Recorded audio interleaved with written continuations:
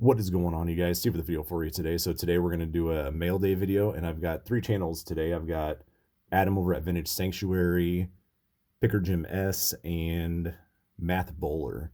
Three awesome guys and three channels that you must check out. A link to their channels will be in my description. I'm going to say a little bit about each channel as I go through the mail days here, but also I'm probably not gonna be able to squeeze them in today, just due to time. I don't really like making very long videos.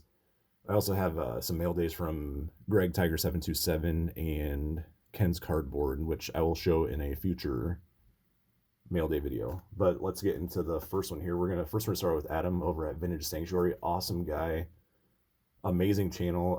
A little bit about his channel. He does quite a bit of vintage, and oh man, I'm super jealous of the vintage cards that he shares. He's got a couple of my hobby target gold cards with the 53 really maze and the 52 maze, just awesome cards. And it's really happy. I talked to him a little bit on a personal level. I like to talk to him a little bit more, but sometimes I just get busy, and we're in a community chat, and sometimes I just don't have time to get into the chats, and just something space off real quick. But it's awesome whenever I talk to Adam, and eventually I'd like to do like a one-on-one conversation with him on how you see like double D vintage cards do all that kind of stuff. But I don't really communicate with too many channels that do that, so one day that'd be kind of fun to do with Adam. But let's get into what he sent here. He sent some packages here. So this is I saw this happen with D Kane Doug, and this is open first. So let's see here. This is I do not know what's in these, and let's see what the little stories say with them. Here we got oh wow, some Mike Schmitz. Wow. Let's see what this little card says. Oh man, it's a nice little personal note. We're gonna keep that to the side. So this is pretty neat here, man. Look at that Schmidt in '88. Is that these are the Tiffany, because they look a little off colored. Let's see here. I did pre-open everything just for time saving sakes, you guys. Oh wow, it is. That's pretty awesome. That's three of them. It says three of the same Tiffany card. Keep the best for yourself or keep them all. And I will definitely hold on to one for sure. Thank you very much, Adam. And I'd like to send these out in another YouTuber. The other two because I am not one to keep doubles. And here's the 85 Schmidt Tiffany. That is awesome. And I honestly, I've got tons and tons of vintage cards and modern day cards, but I don't think I have any Tiffany's in my collection. Honestly, I don't think I do. I might have a couple, but that's crazy. And then had two of these. Now we are 1980 Topps Chuck Norris buddies. Oh man, look at that. Oh yeah, in one of his videos he said there's like a Mike Schmidt and Chuck Norris, and I forgot who the other one was comparison, and I remember that video. Yeah, that is awesome. Look at that 80 Schmidt. Pretty cool stuff here. This one says open second to last. So let's see.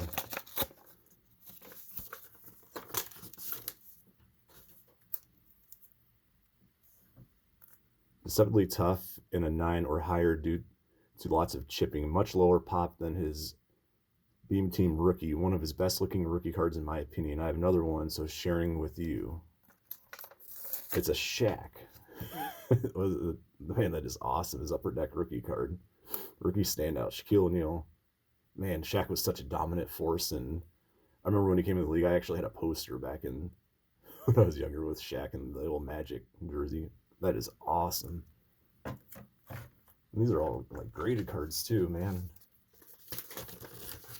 This is the last one. This is open last.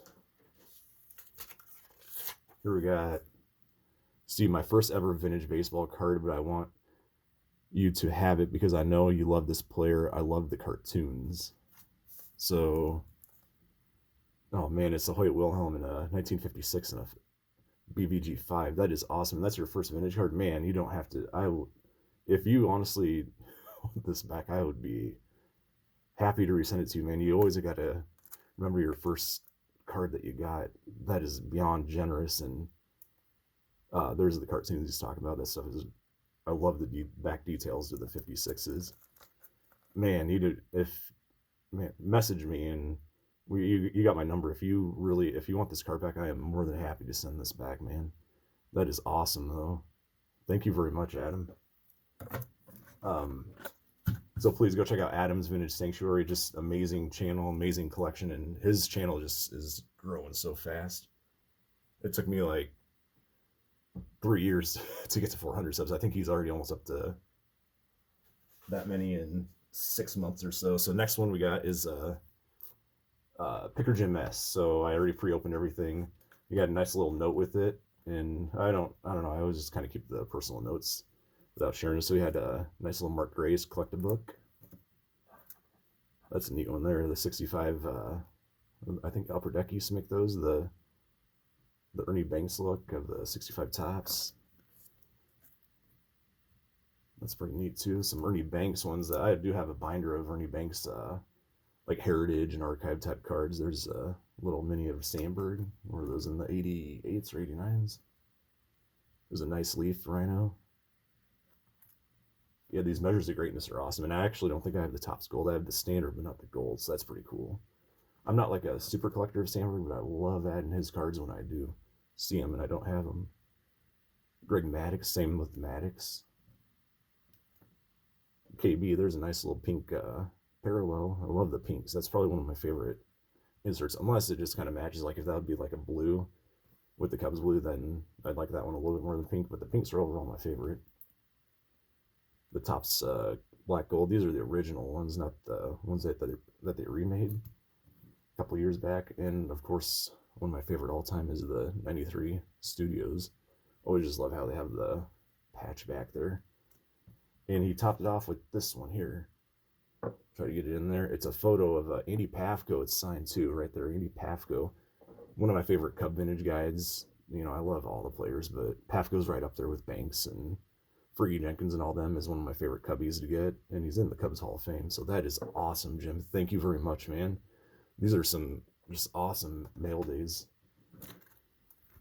So please go check out Picker Jim, and I forgot to mention his channel, another one that just has a top of the line collection, and I envy all these guys' channels because every channel you see out there has something that I always want in my collection, and I always wanted, but probably my wife and my bank account, they don't want me to get it, but sometimes it happens, sometimes it doesn't.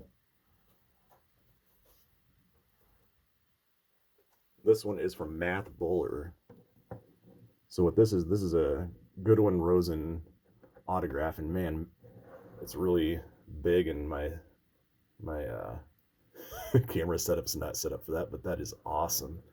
And I do collect. He asked me, he had a little note with it, and he did ask me, he said, do you collect stuff like this? And I said, I do. It's not my primary part of my collection, but I do have some stuff like this, and I enjoy it a lot. There you see it's JSA certified autograph of Rosen, and man, just another. So on Matt's channel, what you're going to see is you see a lot of TTM, but you also see a lot of stuff that he picks up on for his own personal collection, all that kind of stuff. Very awesome. I'm at almost the 9-minute mark, guys. I apologize for that. I know there's a lot of content to watch, so I always like to, no matter what, keep these under 9 minutes. So please go check out Matt Bull or Picker Jim and Adam over at Vintage Sanctuary. Thank you very much, guys, and have a good day.